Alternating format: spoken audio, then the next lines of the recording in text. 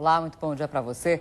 Houve uma época, e não faz muito tempo assim, que a única preocupação dos pais quando os filhos iam para a escola era se eles iriam aprender direitinho a lição. Hoje, em algumas cidades, esses pais se preocupam também com a segurança dessas crianças e adolescentes. No Globo Comunidade de hoje, vamos discutir casos de violência que já seriam escandalosos se tivessem acontecido do lado de fora do portão dos colégios, mas aconteceram do lado de dentro. Aqui no estúdio, nossa entrevistada é a psicóloga Adriana Araújo, da ONG Não Violência. E a violência nas escolas está se transformando numa perigosa rotina. Só no primeiro semestre deste ano foram detidos 75 estudantes por causa de agressões dentro de colégios. Em Colombo, região de Curitiba, um diretor de escola resolveu reagir. Durante a aula, tudo tranquilo, mas não é sempre assim.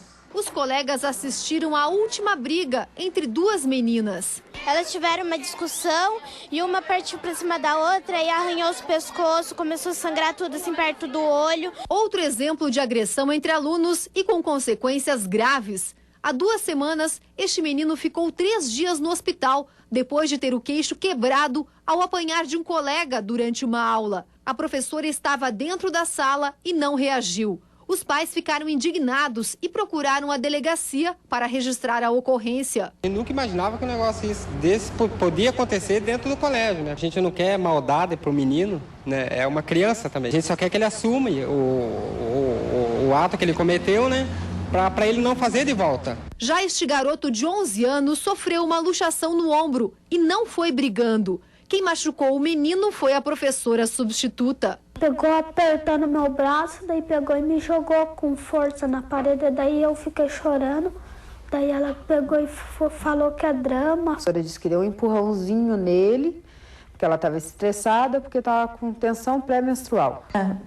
Pode até perder o direito de participar de um concurso no estado do Paraná. E ser afastada das aulas. Ser afastada das aulas. Para a secretária educacional do Sindicato dos Professores, o mau comportamento sempre existiu, mas os problemas atuais só vêm refletindo o que acontece fora da escola. A violência usada como forma de solução de conflitos. A projeção é de a construção de um presídio para 800 detentos a cada 15 dias.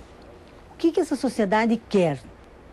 Quer mais prisões, mais encarceramento, mais repressão, ou quer mais educação, mais escola. Entre as ações mais comuns para combater a violência estão as visitas da patrulha escolar da polícia. Aqui em Colombo, na região metropolitana de Curitiba, em alguns casos, no período noturno, as aulas até já começam e acabam mais cedo. Mas a primeira iniciativa de discutir o assunto com toda a comunidade partiu desta escola, que teve no ano passado um ex-aluno assassinado por outro estudante. Ao saber da morte, o diretor do Colégio Estadual, Helena Colodi, pai de 2 filhos que estudam em escolas públicas, não ficou parado. Lançou o Fórum Permanente de Combate à Violência Alexandre de Lima Moraes, nome do ex-aluno morto a facadas. A escola tem muros altos, mas esses muros devem ter para proteger o aluno que está aqui. Mas os muros piores que tem na escola é o muro invisível da não participação. A mensagem foi resumida na frase e na ilustração criadas por estudantes do colégio. Agora o diretor está reunindo assinaturas para um abaixo-assinado com reivindicações que serão apresentadas aos deputados estaduais. Visando regularização das áreas regulares de ocupação, urbanização, dando dignidade para as pessoas, isso é automático no combate à violência. Pois é, e aqui no estúdio eu converso com a psicóloga da ONG Não Violência, Adriana Araújo. Muito bom dia, Adriana. Bom dia. Quando o diretor fala em ampliar a participação, a gente fica se questionando, né? Quando, por exemplo, um aluno apanha dentro de sala de aula, o professor não reage, não intervém, ele está dando um exemplo de conformismo e de omissão, né? É muito importante a gente pensar que situações de violência escolar estão pautadas pelas relações que se estabelecem na escola. Então, é importante a gente tirar o estigma de culpa. Não é culpa do professor, nem é culpa do aluno, muito menos culpa dos pais, mas as relações que se estabelecem dentro dessa instituição estão pautadas pela violência e precisam ser modificadas. E aí nós devemos pensar de quem é a responsabilidade de transformar. É responsabilidade dos adultos, sejam professores ou pais, que estão diante dessas situações e que estão se propondo a educar de maneira diferente. E para isso, os adultos precisam ser preparados, precisam pensar sobre as suas atitudes, pensar sobre como eles podem modificar essas situações, buscar soluções. Tem muita gente muito envolvida que vem fazendo bons trabalhos. O exemplo desse diretor é um exemplo interessante que a reportagem traz e que a gente precisa destacar. Então, as pesquisas da Unesco, pesquisas do Observatório de Violência nas Escolas, apontam alguns caminhos para a gente combater a violência escolar. Que caminhos, por exemplo? E alguns desses caminhos, a gente vem trabalhando no projeto Não Violência, são pautados por 3 pontos principais.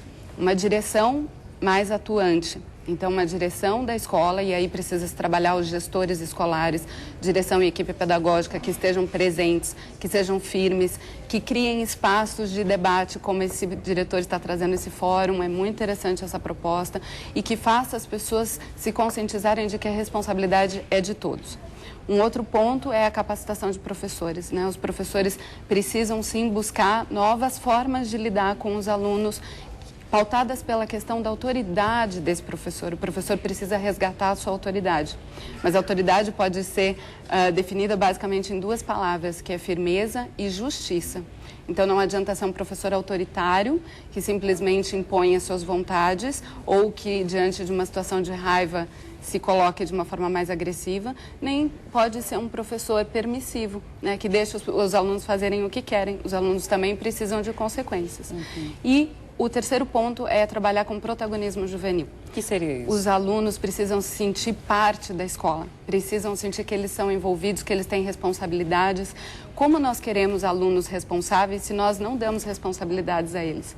Como nós queremos alunos ouvintes se nós não criamos espaços para que eles ouçam e falem? Né? Os alunos precisam sentir que eles são ouvidos dentro da escola também. Quando isso não acontece, como nos casos que a gente vê aí, que acontece uma violência, por exemplo, um aluno apanha em sala de aula, quais as consequências psicológicas, você como psicóloga pode dizer isso, as consequências para esse aluno, para essas crianças, para esses adolescentes? Veja, eu acho que todos nós seres humanos passamos por situações de humilhação, de discriminação, de violência ao longo da nossa vida e nós precisamos saber como lidar com elas, né? Existem alunos que vão sofrer mais com essas situações, mas eu acho que todos nós podemos pensar que nós temos escolhas. Como nós vamos reagir diante dessas situações que nós enfrentamos na nossa vida? Nós vamos agir com mais violência? Se nós somos violentados, nós sentimos que temos que rebater com mais violência? Ou nós podemos fazer uma escolha de reagirmos com atitudes pacíficas? O mais fácil é nós agirmos com violência. Isso é o mais responder na mesma moeda. E violência gera mais violência, nós entramos num ciclo vicioso. E é por isso que nós precisamos aprender a agir de uma forma pacífica. Pois é, muitos falam que a escola acaba sendo reflexo da sociedade e ponto final. Mas o papel da escola não é só... A escola acaba não sendo só reflexo da sociedade, mas ela tem o papel de mudar, de transformar. E é isso que não está acontecendo, na sua opinião? Eu acredito que tem muitas escolas que vêm fazendo o seu papel de transformar. E eu acho importante que a mídia também trabalhe com essa proposta de mostrar os casos que estão dando certo, né? Tem N professores fazendo trabalhos muito bonitos, muito interessantes, muitas vezes sem estrutura nenhuma, sem recurso nenhum, mas pela boa vontade, pela motivação, pela ideologia de quererem ser bons professores, né? E que vem fazendo bons trabalhos. E é sim papel da escola se responsabilizar por essa situação e educar os nossos jovens para que eles pratiquem a paz, para que eles ajam de uma forma pacífica. E para isso nós precisamos primeiro começar com as nossas próprias atitudes. Ok, a gente já volta a conversar, Adriana. E a seguir, uma escola prepara os professores para lidar com a violência. Até já.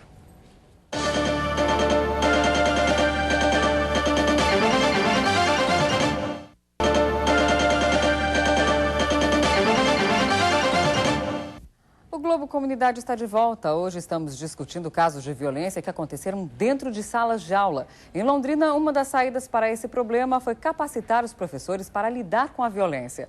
Na cidade, as ocorrências envolvendo alunos andam assustando os educadores. Novas portas e fechaduras nas salas de aula em vez de vandalismo. Um novo começo para 800 alunos e 50 professores do Colégio Ana Molina Garcia, onde no começo do ano, um aluno agrediu uma professora com uma barra de ferro. O diretor, que assumiu o cargo no início de maio, quer deixar essa imagem negativa no passado. A partir do momento que todos conseguirem ter a mesma visão de escola, né, uma visão assim de uma escola de união, de amizade, um ambiente gostoso de vir, não só para estudar, mas fazer amigos, a gente vai conseguir mudar todo esse quadro. Aos poucos, a indisciplina está ficando para trás. Há um mês e meio, o colégio não registra nenhum tipo de ocorrência. E evitar novos conflitos não é um trabalho fácil. É demorado, exige paciência, para que a violência fique do lado de fora da escola e cada vez mais longe das comunidades. Casos como o da diretora levada da porta da escola por alunos que queriam roubar o carro dela, ou da professora de Rolândia, que sofreu um aborto depois de discutir e ouvir ameaças de um estudante de 16 anos, não podem se repetir. São dramas que estamparam manchetes e que continuam gerando debates. Um técnico do Ministério da Educação veio a Londrina discutir o assunto. Para ele, antes de punir, os professores têm que estar preparados para ajudar os alunos. Se ela for tratada precocemente, enfrentar esse problema, tu evita mais tarde que esse problema se torne mais grave, que seja um adulto agressor, um adulto violento. Para isso é necessária a formação, uma formação continuada, né, intensiva do profissional, do professor, do profissional da educação. E aqui no estúdio, quem está conversando com a gente é a psicóloga Adriana Araújo, da ONG Não Violência. Adriana, o representante do Ministério da Educação falou em formação do professor. Falta formação hoje para enfrentar essa realidade que é diferente em cada escola? Falta, mas nós do Projeto Não Violência temos tentado levar isso nas escolas que são parceiras do projeto e a gente tem conseguido excelentes resultados. Como? Que estratégias podem ser usadas? Então, nós temos cursos para fortalecimento de lideranças das escolas. Então, direção, equipe pedagógica e professores são líderes, mas podem ser líderes pacíficos. E para isso precisam pensar como agir pela paz, né? É importante a gente diferenciar o que é passivo de pacífico.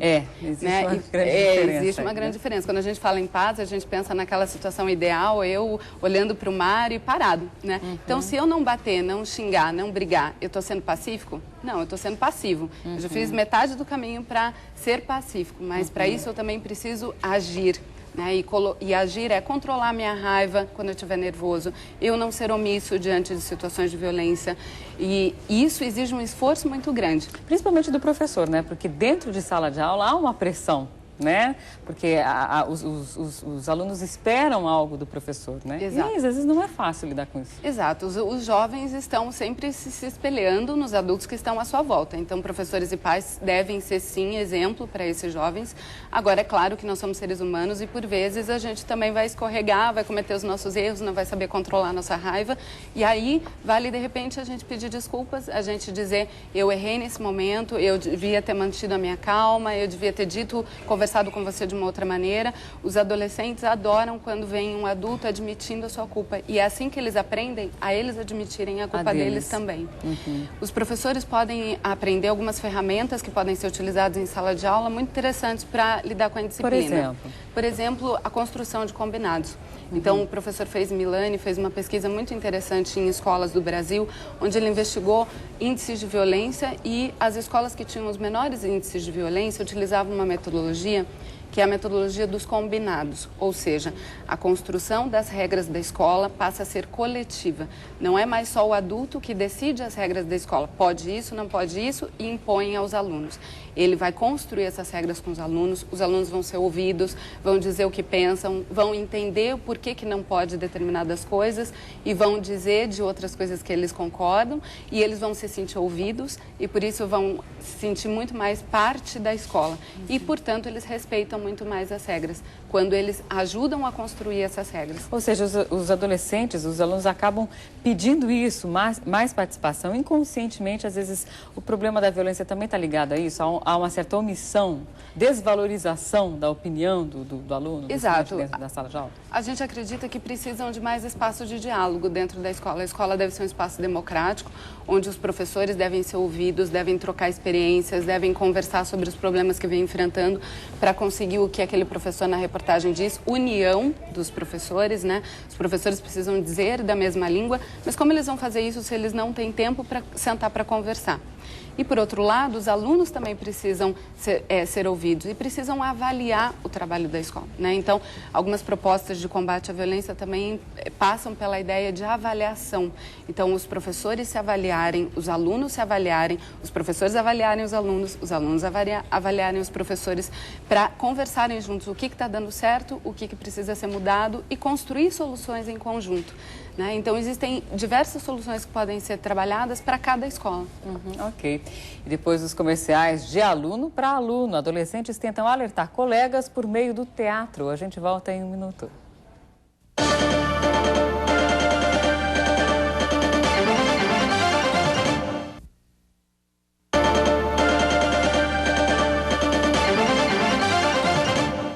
Violência dentro das escolas. Este é o tema do Globo Comunidade de hoje. Em Curitiba, um grupo de adolescentes abre mão do tempo livre para tentar ajudar outros adolescentes. Eles percorrem escolas ensinando uma peça de teatro. Na história, jovens como eles se envolvem com drogas e descobrem pelo pior caminho o erro que cometeram. Por que a vida é tão cruel com algumas pessoas, hein? Eu não sei. Se que é por isso que eu bebo, fumo, cheiro, não tô nem eu. Uma triste realidade mostrada no palco para quase 300 alunos. Tem umas dívidas aí, vai sobrar umas 5 quilos. Tá, e drogas? Em parte sim. O espetáculo conta a história de jovens que se envolveram com o tráfico e entraram no caminho quase sem volta. E mostra as consequências do uso de drogas nas escolas.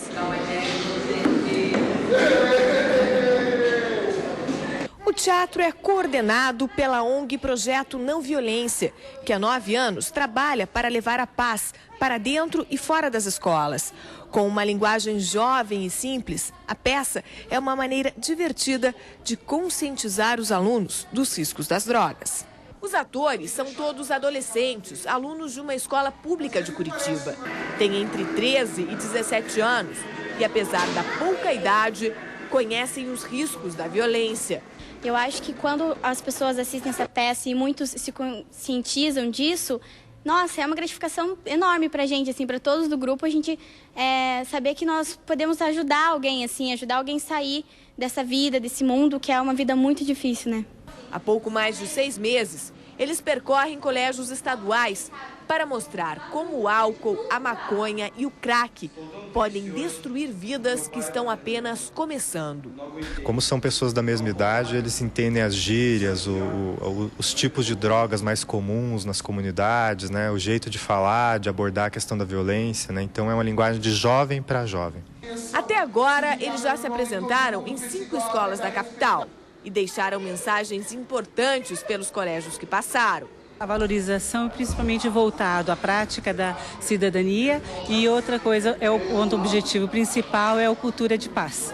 Então a gente percebe que isso agrega valor para todos os alunos, principalmente porque é uma vivência real que as crianças estão participando. E é só isso que esperam esses jovens atores. Querem que a plateia entenda bem qual o recado que eles querem passar. E você vê às vezes que uma pessoa prestou atenção, entendeu? Você vê que o teatro mexeu com a pessoa, entendeu? Já é gratificante, como a gente disse já, tipo, salvar um dessa vida, assim, já é gratificante. Como a droga é um problema, a droga e a violência são problemas muito complexos, todos precisam fazer a sua parte. Então a gente investe muito na escola, como a educação como ferramenta para combater a violência e a droga, a família tem a sua parte, o governo, e a gente como ONG quer contribuir trazendo essas mensagens, essa reflexão. Adriana, o assunto droga ainda é um tabu dentro das escolas? Eu acho que hoje em dia as escolas abrem mais para conversar sobre isso, né? Mas eu acho que esse assunto precisa ser desmistificado, precisa ser conversado, precisa ser falado. As pessoas precisam entender o porquê os jovens buscam as drogas e muitas vezes é a falta de oportunidade de outros espaços de prazer, outros espaços de alegria que os jovens podem ter, e as escolas vêm buscando oferecer isso para darem alternativas a esses jovens e que não busquem as drogas. O caminho, então, é buscar alternativas para alcançar, para ter a mesma linguagem dos jovens? Sim. E esse grupo é um grupo que, na verdade, mostra o resultado desse trabalho, né? Então, nós temos alguns programas que são voltados para alunos, para que os alunos sejam protagonistas e que se preparem para serem autônomos, responsáveis, e para isso eles podem ter responsabilidades como a de passar o que eles aprenderam. Eles estiveram durante 2 anos somente conversando semanalmente sobre essas questões. O que é violência, o que é não violência, o que é paz, o que são direitos e deveres, como é o papel de liderança deles, e eles tiveram a responsabilidade de não só aprender sobre isso, mas levar isso para outros jovens. Os jovens ouvem muito melhor quando os da mesma idade estão conversando com eles, né? Então, investir em protagonismo juvenil é muito importante. As escolas pedem isso, mas infelizmente a gente ainda não tem recursos para atender toda essa demanda, né? Mas é importante que se invista nesses espaços, onde os alunos sejam protagonistas. Agora, é claro, não só investir nos alunos. Os adultos, em primeira instância, também têm que estar sendo preparados, também têm que estar sendo conversados para combaterem a questão da violência escolar. Pois é, a gente está falando aqui muito do papel dos professores, do papel dos alunos. E qual é o papel dos pais nisso tudo? Os pais também são educadores, né? E também devem estar envolvidos nessa responsabilidade de lidar com a questão da violência escolar.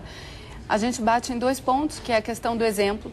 Pais que dão um exemplo de seriedade, de justiça, de coragem, que ouvem os alunos, que ouvem os seus filhos, que conversam com seus filhos, que dizem o que pensam sobre essas situações, que dizem o que é certo e errado e que colocam consequências justas. Então, quando os jovens erram, quando os jovens cometem erros, eles precisam sofrer consequências por isso, mas consequências que corrijam o erro deles e não serem punidos por serem punidos, né? Pois é, e dentro disso existe, por exemplo, o trabalho da polícia, né? Que é o trabalho da patrulha escolar.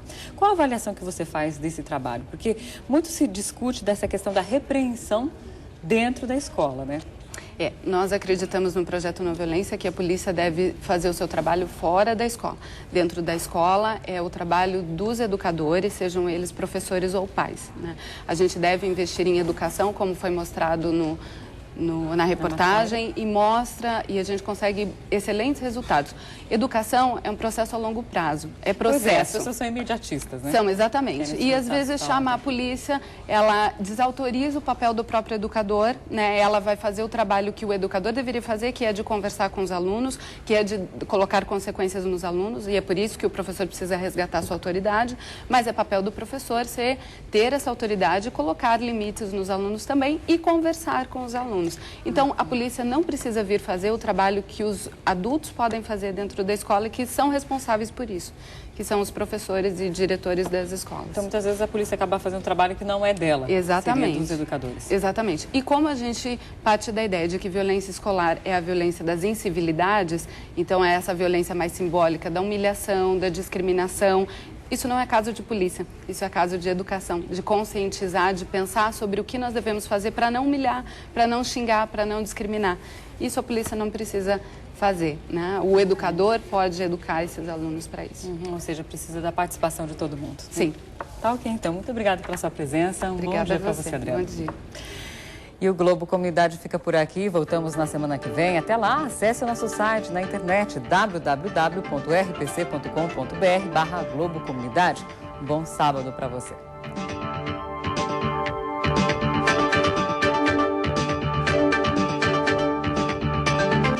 Rede Paranaense de Comunicação. Agora TV Globinho. Depois, treino de Fórmula 1.